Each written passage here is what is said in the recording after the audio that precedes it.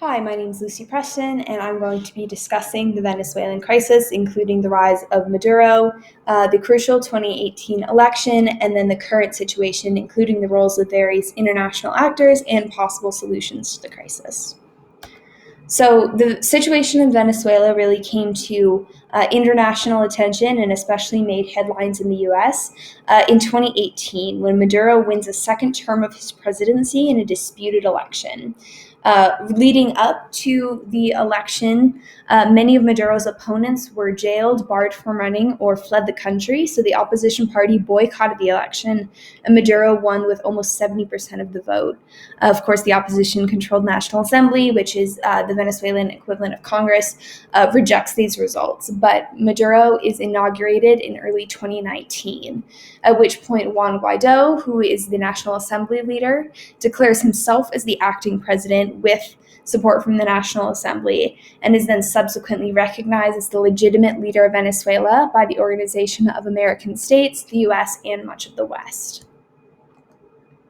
However, the story of the Venezuelan crisis goes all the way back to the 1999 election of Hugo Chavez, whose legacy is a major part of why Maduro rises to power. So Chavez elected in 1999 on a socialist platform that promised to reduce inequality and corruption, which at that point is rampant in Venezuela.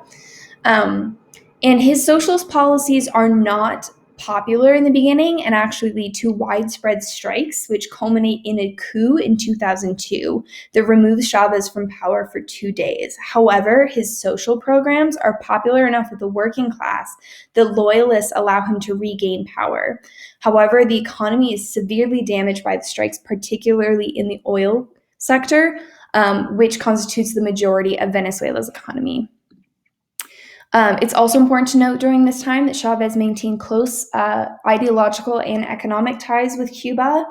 He considers Fidel Castro to be his mentor, and Cuba is heavily reliant on imports of Venezuelan oil. Chavez also aims to reduce U.S. influence, and his policies are increasingly anti-American. He wins the presidency again in 2006 for his second term with more than 60% of the vote, at which point he's popular enough that he is able to nationalize the oil industry, which takes major oil reserves back from foreign companies. And later he's also able to nationalize the telecommunications, steel, and electricity industries as well. During this term, also in 2009, Chavez succeeds in a constitutional referendum which abolishes term limits for all elected officials, which is what allows him to run for a third term in 2012. So in 2012, Chavez wins that third term with 54% of the vote, despite battling cancer, which brings him to Cuba for treatment for several months at a time. However, he dies of that cancer in early 2013, at which point Maduro really comes into the picture. So Maduro is vice president to Chavez, and at the time of his death, Chavez indicates Maduro as his favored successor. So Venezuela holds a special election in 2013 to decide who will serve out the remainder of Chavez's term, an election which Maduro wins by 1.6% of the vote. However, many of the socialist policies, such as price controls and nationalizing the oil industry that were enacted under Chavez, backfire after his death in the first year of Maduro's presidency, which causes inflation of 50%.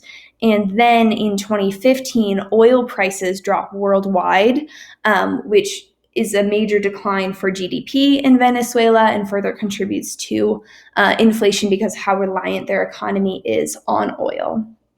This economic struggle, coupled with civil unrest and increasing violence, leads the opposition party to gain the majority of seats in the 2015 National Assembly elections. However, the crisis is not merely within Venezuela. There's obviously an important diplomatic element, as Juan Guaido is recognized by the US, the majority of South and Central American states, and most of Europe as the legitimate leader of Venezuela. But Maduro is crucially propped up by both the Venezuelan military as well as international allies, including China, Russia, Iran, Turkey, and Cuba. So Cuba is obviously still heavily reliant on Venezuelan oil, and they also have deep historical and ideological ties, despite Chavez and Castro's deaths. Venezuela is also heavily indebted to China, which has been a quiet supporter of the Maduro regime in current years. Iran and Venezuela are both founding OPEC members and have had mostly symbolic diplomatic ties for many years. Russia has actually backed Venezuela both economically and militarily for decades, which is mostly a play by Russia to counter U.S. influence in South America and to establish a foothold there. And then Turkey is a relatively new power partner, and their relationship is mostly built on Erdogan's anti-American views, which align with Maduro's anti-American views. But a major tension is between the US and Russia, who are both trying to influence the situation in their favor to increase regional and, of course, global hegemony as a result of controlling Venezuela and Venezuela's oil. So, the U.S. has been the main leader of interventions into the conflict. In the past couple of years, it began with U.S. sanctions, especially on the oil sector, which crippled the already collapsing Venezuelan economy. And because Maduro is backed by the Venezuelan military, was unable to remove him from power. Some critics also say that the economic sanctions provided a scapegoat for Maduro, which secured his position further with loyalists. There was also a coup attempt that the U.S. helped with called Operation Gideon, which they organized along Venezuelan dissidents, but that also failed to remove Maduro from power. It's also, of course, important to note the major humanitarian crisis that is happening alongside political and economic collapse in Venezuela. According to the UN, the crisis has created 5.4 million refugees and migrants who are fleeing Venezuela due to lack of access to food and medicine, along with the violence and physical insecurity. That is an 8,000% increase in the number of Venezuelans who are seeking refugee status since 2014. Those migrants, of course, have to go somewhere, and so neighboring countries, including Argentina, Brazil, Colombia, Ecuador, Mexico, and Peru, are quickly becoming overwhelmed in their ability to care for these migrants. And those who remain within the country face, of course, food and water shortages, along with blackouts, continued violence across the country, and Maduro's regime is blocking humanitarian aid from foreign non-governmental organizations. At this point, there are few options left, particularly for the U.S., which has exhausted its two favorite options, economic sanctions and attempted coups. So if world powers want to intervene, their only option left is really military intervention, which, of course, is particularly tricky for the U.S. if they want to avoid a proxy war with Russia, who is backing Venezuela militarily.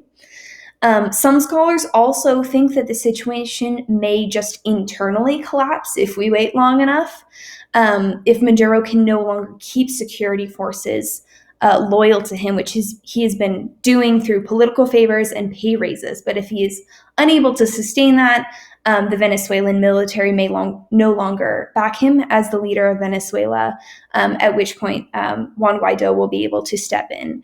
However, it is important to note that due to economic collapse and general political instability in Venezuela, either of these outcomes will have severe and grave implications on the Venezuelan population, and it will be a long, hard road to stability and economic recovery, no matter which way this goes.